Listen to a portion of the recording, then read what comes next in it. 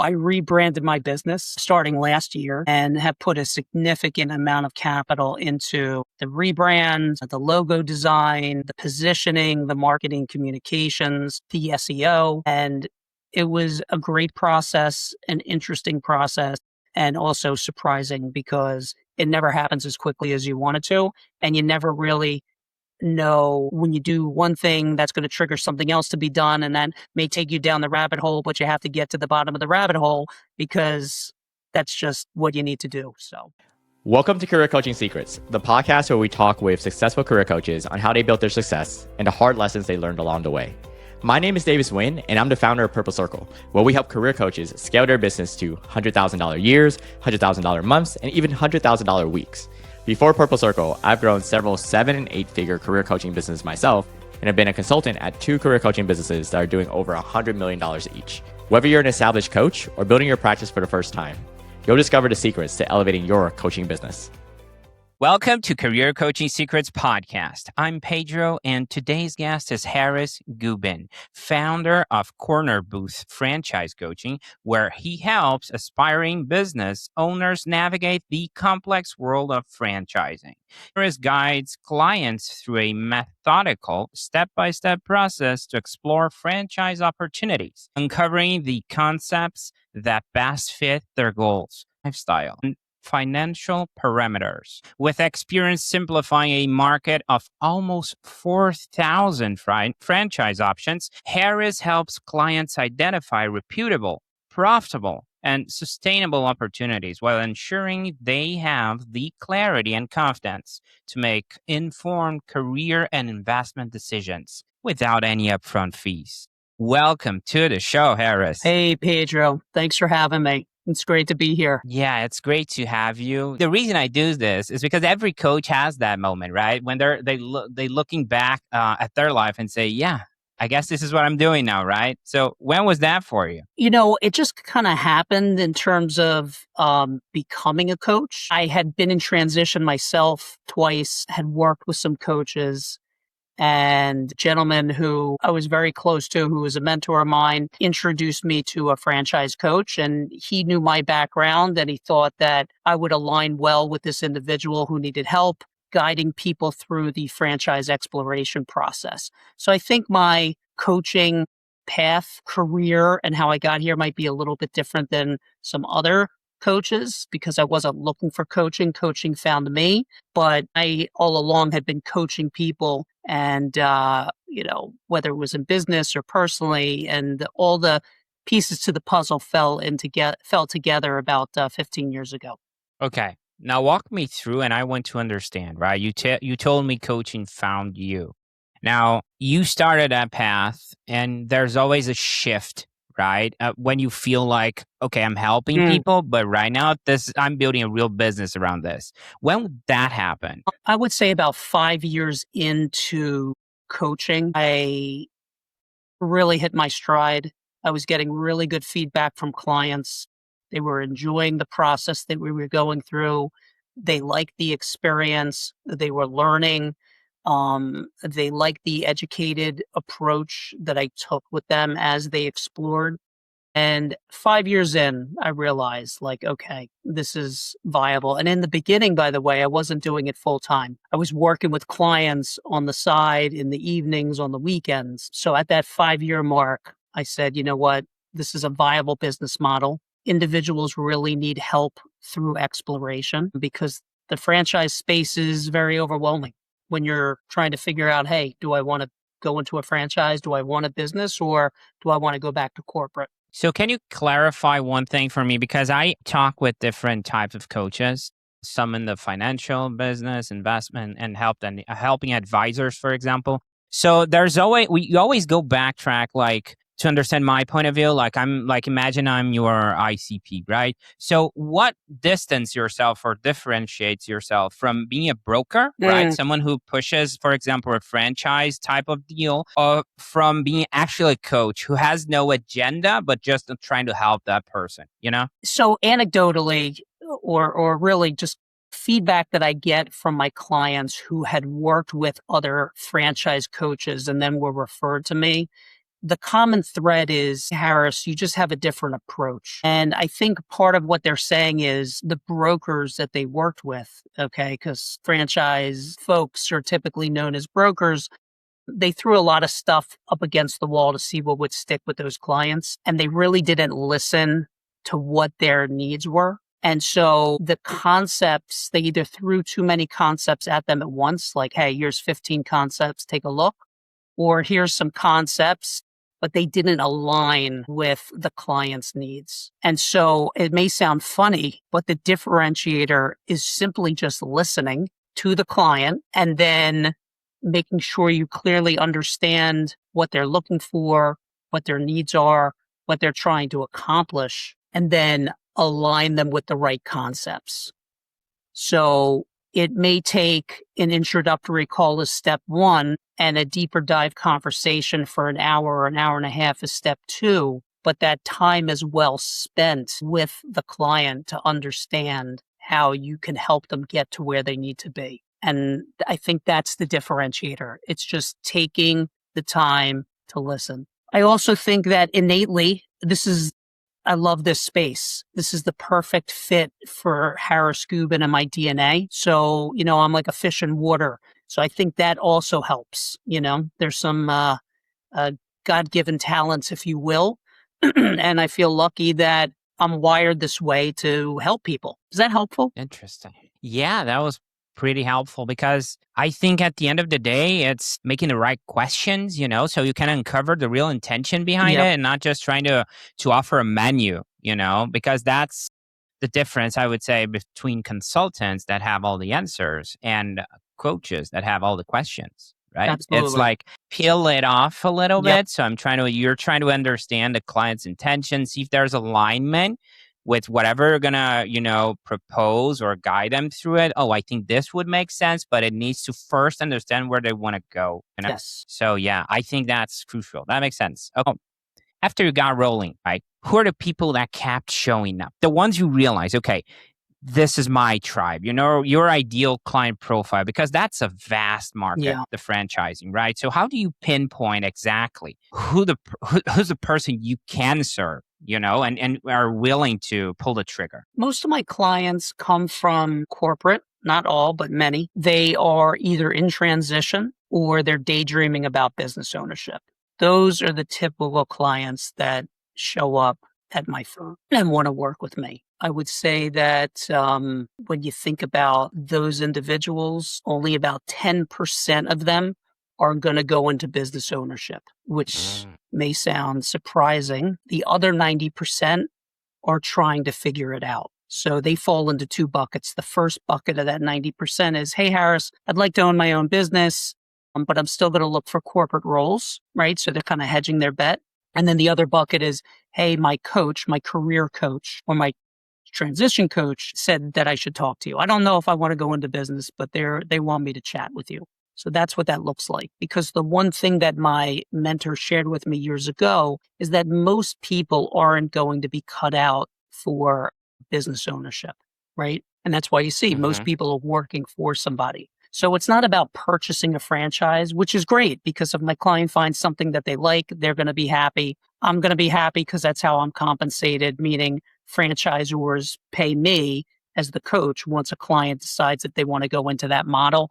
That's an industry standard. But at the end of the day, it's lots of these types of conversations, right? It's lots of virtual cups of coffee to help people through that exploration process. Okay, so there is a piece of sometimes an awakening process. Like they don't even know what that means, what that looks like. And there are people that are more ready to pull the trigger. Okay, that makes sense. In fact, some clients have come to me, sorry to interrupt you, but they have said, I really want this space, this industry, this brand. And then through this process that we go through to really understand what they want to do, what the next 5, 10, 15 years looks like for them, what they're good at, what they don't want to do. Many times we shift their interest because what they thought they liked was something that they enjoy, doing, eating, seeing, purchasing, but it wasn't the business model for them. So that's part of the equation, is helping people through that. Again, like you said, peeling back the layer of the onion. Okay, interesting. Now, let's imagine I'm one of those clients from corporate or I'm daydreaming, right? And I want to understand now the marketing piece. It's like, how do they usually find you, your ideal client profile? So I've developed some really wonderful relationships with career and transition coaches around the country, around the US. And so their clients are, uh, you know, good potential conversations or referrals from me. And I always share with the coaches, this is a great option, but it's not the right fit for everybody. So when you have a client who is an open book, who expresses interest in franchising, or you as the career coach broaches the subject with the client, hey, have you ever thought about business? You're giving them that little seed, right? You're that seed that could grow. It's that light bulb that could go off in their mind. So that's one way, career and transition coaches and developing those referral relationships. I have a team, a marketing and communications team that has been very impactful. I outsourced that. I knew that I couldn't do that all by myself. And that has helped drive clients to the door. And then I do search engine optimization with another firm that I really like, networking, and just other referral partnerships. So you have to be really pumping on six cylinders, when you own your own practice because, it's just you and you got to get out there and get your name out there and make your mark. Now, picture this. I'm Pedro. I like your content. I'm looking at your stuff. I'm like, hey, this seems like something that I'm willing to explore. So either through a referral or a networking piece you mentioned, or the marketing team reached out to me. Anyway, let's imagine I'm having an onboarding session, right? I want to understand what it looks like from my perspective, like a just recent onboarded client, how that looks like. How can you walk me through the structure of how do you actually do the work and so I can fully understand? Yeah, absolutely. So I share a document with clients. It's a 4-step process. So the first step is just simply an introductory call. Like let's get to know each other. Let's understand where you are now, where you want to be. I share with them how we'll work together as we go through the exploration process. And then at the end of that call, I share an entrepreneurial assessment with them and a worksheet. That's another differentiator, by the way. I've learned over the years that there's quite a few coaches that do not use this entrepreneurial assessment that is well known in the franchise space. They don't want to make that investment in that assessment, but the assessment is very helpful in guiding myself and the client to what's going to be of interest to the client, right? So it doesn't tell you whether or not you're going to be a good business owner, but it tells you what you're going to have a propensity towards. So unlike other assessments, it's very objective versus subjective. It's very, there's another word I'm looking for. It'll come back to me. So we take that assessment and we take that worksheet. And step number 2 is we have our deeper dive conversation. That's that 60-minute conversation. Sometimes it's more, sometimes it's less, where my client is saying to me, here's what I want to see in my business model. Here's what I like. Here is what I don't like. Here is, I could go either way. And I'm pulling that information out of them. So we go through a series of questions. It sounds scripted, which it is, because I like to make sure I hit all my points. But understanding those likes, those needs, those wants, those dislikes allows me to understand, okay, now the third step is the franchise matching conversation, where I've found a few concepts available in their area that are in alignment with what they're looking for. And then I present those concepts to them. We talk about them, what's piqued their interest, and then I introduce them to the franchisor. And then the final step is I'm guiding them through the whole exploration process. So we have touch points once a week for 5 minutes. If that doesn't work with their schedule, maybe it's every 2 weeks for 10 minutes, 20 minutes, whatever that looks like. You keep it very fluid. Life gets in the way. And I help them get to the finish line, which is them getting enough information and the right information to be able to make a well-informed decision. And Pedro, that well-informed decision could look like, hey, Harris, this is great. It tracked really well. It validated. We really like what the franchisor, but most importantly, the franchisees said. Or they may say, it's a nice concept, Harris, but it's not the right fit. what does round two look like? Interesting. I mean, that's a pretty solid structure, right? And Yes. I always like to ask this question, especially in the coaching space, since this is a service based industry. Mhm. So sometimes we're like, we don't treat our time as valuable as we should. And you do have support down there. I can understand that. But how do you think about capacity? So don't stretch yourself too thin. I mean, you have a pretty solidified business. So how do you keep that time constraint? I'm not sure if it's we're time blocking or you don't do it all. How does that play out? Yeah, I think everybody struggles with that to a point. So definitely time blocking. I know my space very well, and having that first introductory call for 45 minutes is important. Laying that out with the client in terms of respecting their time, respecting my time for my next client. So we don't go over, right? And then knowing that our next conversation is going to be about an hour to an hour, hour and a half, blocking that out, and then blocking out the franchise matching conversation. The kind of juggling that is done in the process is once my clients start speaking to the franchisor, life can get in the way, right? Just scheduling time with the franchisor, the meeting has to be pushed back, what have you. So it's a little bit of back and forth, but that time blocking is really important. Mm.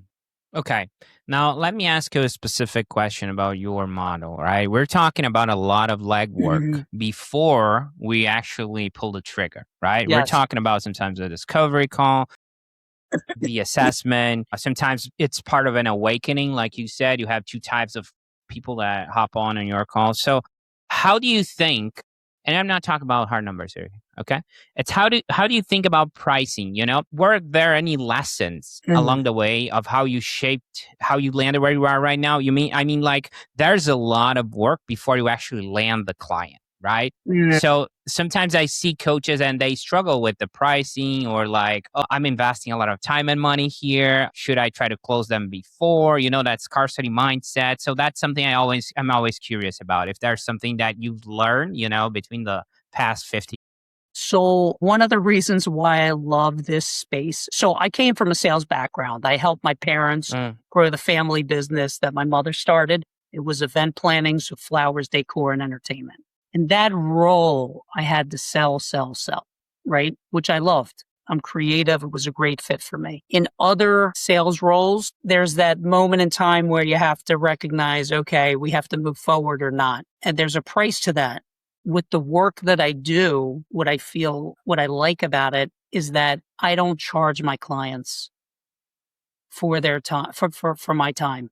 Coaches like myself or brokers in the industry, what have you, we're all compensated by the franchisor.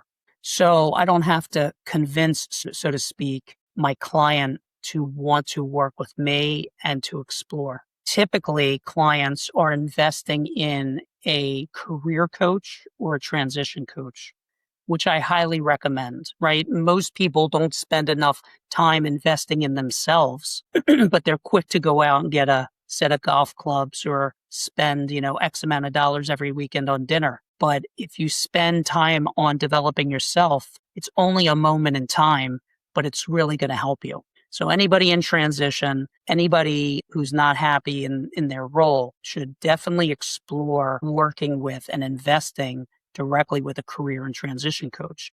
Those coaches will then bring me into the mix at the right time. Now, some people would say, well, why do you do this work? Because you're going to have a lot of conversations that aren't going to lead to anything. So that's true. But this is the profession I've chosen. I love the space and it's a lot of conversations, but the way the numbers shake out, I could still have a living and support my family. But at the end of the day, my philosophy is this. If somebody enjoys the process and has a great experience with me and they don't go into a franchise, number one, Pedro, they could come back to me a few years later and say, I'm ready. They may have friends, family members, or colleagues who are looking. And so I'm on a mission out there that everybody who's exploring franchising should not do it alone.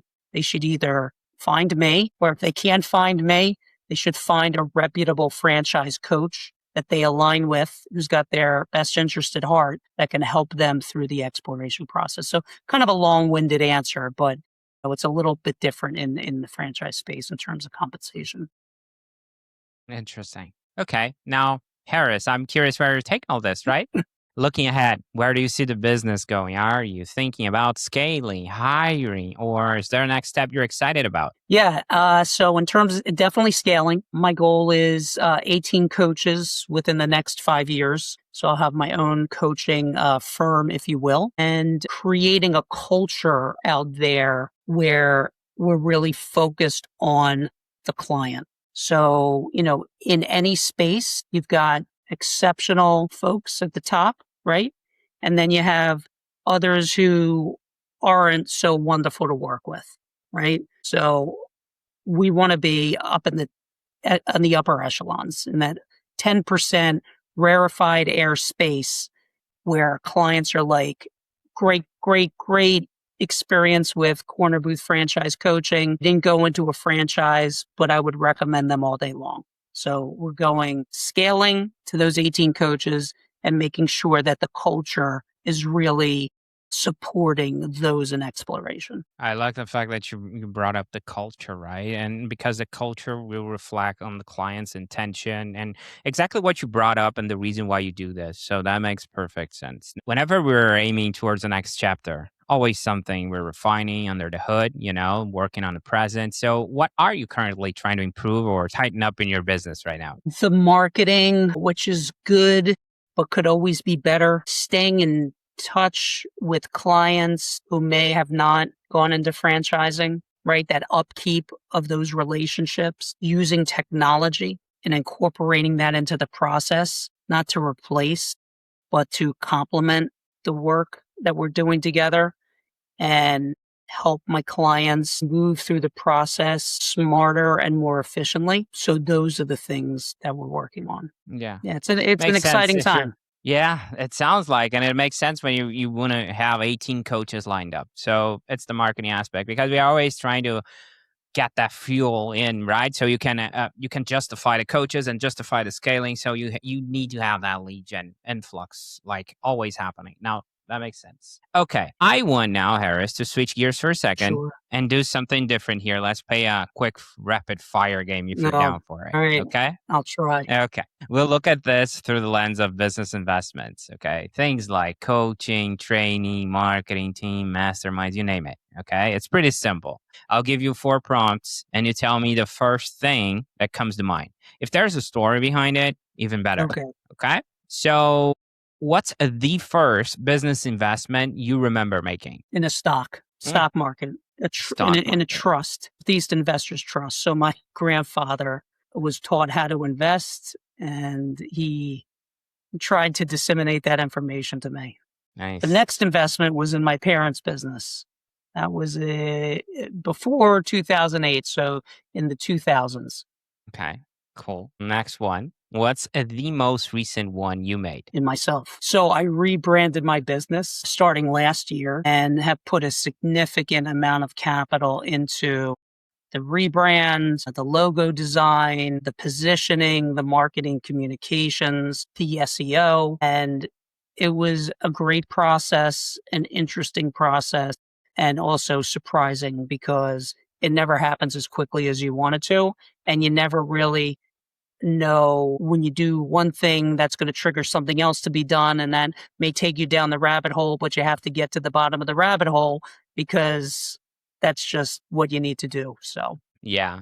Okay. And what's the best financial business investment you have made and why? if there's a financial business decision investment that I've made to date that I could speak of, but my goal, I have 3 kids, 2 in college, 1 not, 1 younger, is to start a franchise with them so they can experience business ownership. They can set themselves up for their own financial stream coming into their household so they don't have to rely on somebody else, right? Because when you work for corporate, you're making money for somebody else, right?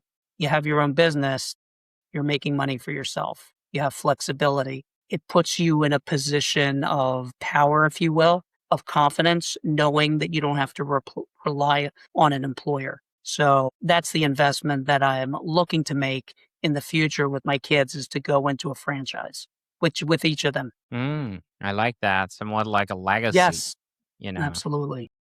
Interesting. Okay. And what's one investment you wish you could get your money back on? I made investments in stocks, not many, but a few, without really knowing the business, or somebody gave me a tip and I decided to do that, even though my grandfather said never do that. I wish I could get my money back for those investments. Yeah, you have to do your Okay. research. And if you don't do your research, you have to find the right investment planner to help guide you, right? Because they're the SME, they're the subject matter experts. But yeah, there's a couple of stocks I wish I could get back. Now, looking at those, how has your approach to investing in the business changed over the years? I mean, if it has, right? I'm much more focused on my time. And if I'm going to do something that's going to impact the business, what's my time going to look like? Is it worth it? How's it going to help contribute to my goal and the focus of what I'm trying to accomplish at that moment in time? Yeah. There's so much noise out there, so many opportunities, Yes. different channels. And we're like, sometimes it brings back to the intention, right? It's like, I'm trying to lose weight. So whenever I'm thinking about that, I'm like, why do I want to lose weight? Well, because I'm almost at my 40s. I want to raise my two boys. One is 3, the other is 7. So health issues, Yeah. right? So whenever I'm like facing that last slice of pizza, which I love, right? I'm like, okay, why are you doing this, right? So hold yourself back a little, Pedro. So it always brings back to the intention. What am I trying to achieve? I think that resonates. I mean, at least that's something that reminded me. I'm not sure if I'm too off. No, it's perfect. I'm also trying to lose Mm, weight and I love to eat pizza. So, we should have done this at a pizza parlor. yeah. Harris, I want to tap into your experience for a second because, I mean, you've been in the game long enough, right? And people can benefit from this just for the simple fact that you're in contact with several franchising business and models, and you hear all types of business advice. Some are good, some are bad, and sometimes you don't even listen to them, like you said, like from your grandpa. So what's one piece of business advice you hear all the time that you think this is overrated or maybe it's misunderstood? Business advice. That's a good one. Well, I'll say like this. I don't know if this is helpful. You tell me. If I go off the rails, let me know. There's 3 ways to go into business, right? And you can be successful at all 3 because you see this over and over again. You could start your own business, right? You can buy an existing business or you can go into a franchise. The best way to mitigate your risk is to go into a franchise. Why? Because they have already figured out that playbook for success, right? And what you're trying to figure out is, okay, they have a great recipe for success. Is that the right recipe for me? So what I would say to clients or anybody out there who's thinking about business opportunities and you start to explore franchising, the beauty of that exploration process is you get a ton of free information. You get to speak to the franchisor, you read their materials, you join their webinars, you read the FDD, the franchise disclosure document, and most importantly, you get to speak to all the franchisees or however many you would like to see how they feel about the model and, would they do it again? Are they reaching their financial goals, etc.? So if I had to distill it all down for anybody listening, it's do your due diligence. Get enough information and the right information to make a well-informed decision. Take your time, understand what, most importantly, you're going to be doing as the business owner. Get enough information and the right information and understand what you're going to be doing as a business owner, right? Because Mm, you're doing it every day and not enough people dig down on that, even with an idea, right? Or if they go into an existing business, they just think, okay, I think I could do that, or I would like to do that. And they might, but they might not like what they have to do to like the part that they like. Okay. mm. Meaning they don't like to do business development, but they never thought about that. Or they love the business development piece, but it has to be very detail oriented to help the client. And they're not detail oriented people. So it's those kind of things. Mm. Okay. You know, I'm a business graduate here in Brazil, and believe it or not, my thesis was based on franchising models, right? So I interviewed 50 plus from different owners from different franchise models, and the franchisees actually. And I was talking with them, and I saw a pattern, and that's the reason I want to ask, right? The main, I would say, the key takeaway Mhm. that all of them told me that was the success would looks like. It's like whenever they had support, right? I'm not sure if that makes sense asking you this or if you feel like that. Like whenever the franchisee feels like he's wide out in the open alone, Mm. it tends to fail. So whenever I ask that, what's the main takeaway you need from the franchise? It's like a panic button. It's like what I need them at certain point, and I need them to be reachable. Do you see like that? Like, do you see people telling you like that? Oh, those guys, they just left me out in the cold, you know? So, I've heard stories like that. So there's 4,000 concepts out there according to the International Franchise Association. You've got good ones, you've got a lot of bad ones, right? So what I like to say is the brands, the models under my umbrella, they all have a great recipe for success. What you're trying to figure out, is it the right recipe? So the reason why I share that with you is my clients aren't hearing, this was the worst thing I ever done, run, don't walk. I wasn't getting the support. Okay. But what I would say is that the support that one person needs could be very different than the support that another person needs. So as you're exploring, you want to understand from the franchisor, what support are you giving me, right? Are you helping me the first week? Are you helping me the first 6 weeks? Are you giving me a coach for the first 6 months? Are you giving me a coach for the life of the agreement? Every franchisor does it differently. So that support is key. Support, culture, the feedback you get from the franchisees when you're exploring, and what you're doing or going to be doing as a business owner. Those are really important pieces because, the playbook is as good as the playbook is, but not every scenario can be written down, meaning you're going to experience things as a business owner that you didn't foresee, right? So you're trying to mitigate the unforeseeable. And one of the best ways to do that is through a franchise, with the right franchise for the Mm, right person. okay, that's interesting. I love that. Now, if someone listening wants to connect with you, Harris, or follow your work, where can people find you and connect with you? So the best place is Corner Booth Franchise Coaching. The website is cornerboothfc.com, or you can find me on LinkedIn. I'm on the only Harris Gubin on LinkedIn. The It's the one and one. It's only. one and only. It's the one with the picture, because I had created an account a long time ago when I didn't know what I was doing with LinkedIn, which was many, many years ago. Okay, I feel like I need to highlight some stuff that we talked about, that you share with me during this chat. I would say throwing stuff at the wall to see if it sticks. Right at the start, when I asked you about the brokers and the difference between a broker and a coach, right? It's simply listening. I really like that because that's the work of a true coach. At least in my book, it's not just trying to push an agenda. It's like, oh, I want to understand where you're coming from, where you want to go, to actually pair you up with something that makes sense. I would Absolutely. say that's really key. The reminder you gave, about investing in themselves. Everyone should invest in themselves. Like you also mentioned, like people that are not even in your field, like career coach and other types of coaches, which I think also is so powerful, right? To always keep that in mind. I would say also, like you mentioned, I would say this is like planting the seed. When you said like if somebody enjoys the process and don't go to a franchise, you kind of recommend it, they can go back down the road, right, and talk with you or talk with someone who knows someone who eventually wants to do that. So I think planting that seed and having that intention of serving, it's Mhm. like crucial, at least that's the way I see it. And when I asked you about the franchisees and the franchisors, right, you told me something. It's like it's about lining up expectations, right, of what support looks like, because each to their own. We're different, right? I might think they need to support me in the accountant side or whatever, the book side, and someone needs support in the sales part. Really depends. So, like you said, each to their own, I think. Yeah. So, Harris Gubin, the one and only, and Like that. I like that. Right. I appreciate what you do. Thank you. This is my long-winded way of saying that I appreciate you being here and sharing so openly today. Okay. It was great having It you was on. great being on. Thanks, Pedro. I look forward to the next one. That's it for this episode of Career Coaching Secrets. If you enjoyed this conversation, you can subscribe on YouTube, Spotify, Apple Podcasts, or wherever you're listening to this episode to catch future episodes.